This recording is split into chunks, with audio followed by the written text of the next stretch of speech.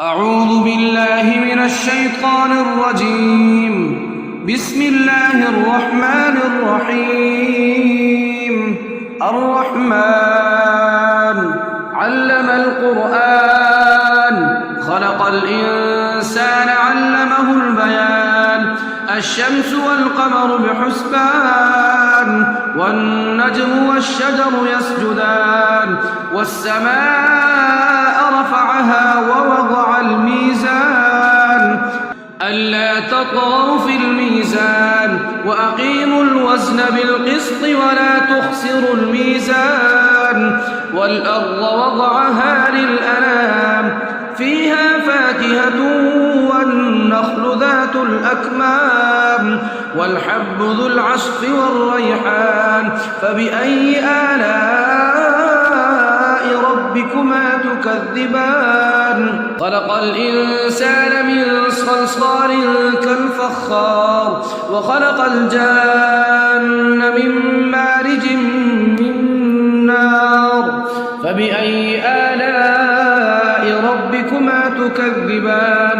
رب المشرقين ورب المغربين فبأي آلاء ربكما تكذبان. مرج البحرين يلتقيان بينهما برزخ لا يبغيان فبأي آلاء ربكما تكذبان.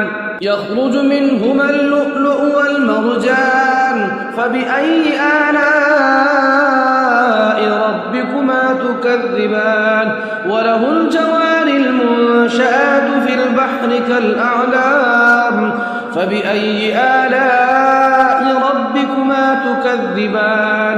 كل من عليها فان ويبقى وجه ربك ذو الجلال والإكرام فبأي آلاء ربكما تكذبان. يسأله من في السماوات والأرض كل يوم هو في شأن فبأي آلاء ربكما تكذبان. سنفرغ لكم أيها الثقلان فبأي آلاء ربكما تكذبان. يا معشر الجن والإنس إن استطعتم أن تنفذوا من أقطار السماوات والأرض فانفذوا لا تنفذون إلا بسلطان فبأي آلاء ربكما تكذبان. يرسل عليكما شواظ من نار ونحاس فلا تنتصران فبأي آلاء ربكما تكذبان. فإذا انشقت السماء فكانت وردة كالدهان فبأي آلاء ربكما تكذبان. فيومئذ لا يسأل عن ذنبه إنس ولا جان فبأي آلاء ربكما تكذبان. يعرف المجرمون بسيماهم فيؤخذ بالنواصي والأقدام فبأي آلاء ربكما تكذبان. هذه جهنم التي يكذب بها المجرمون يطوفون بينها وبين حميم آن فبأي آلاء ربكما تكذبان.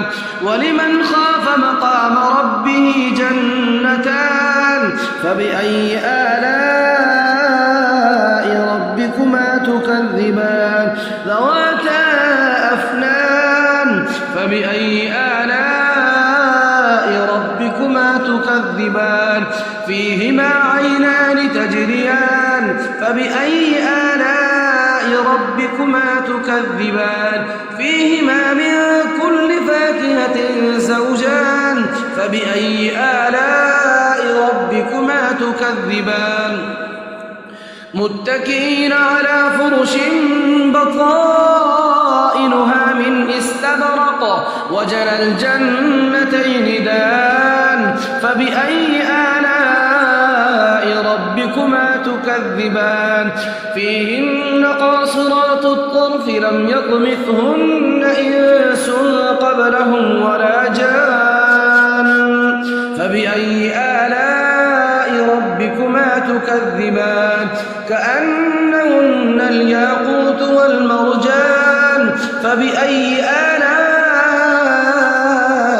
ربكما تكذبان هل جزاء الإحسان إلا الإحسان فبأي آلاء ربكما تكذبان ومن دونهما جنتان فبأي آلاء ربكما تكذبان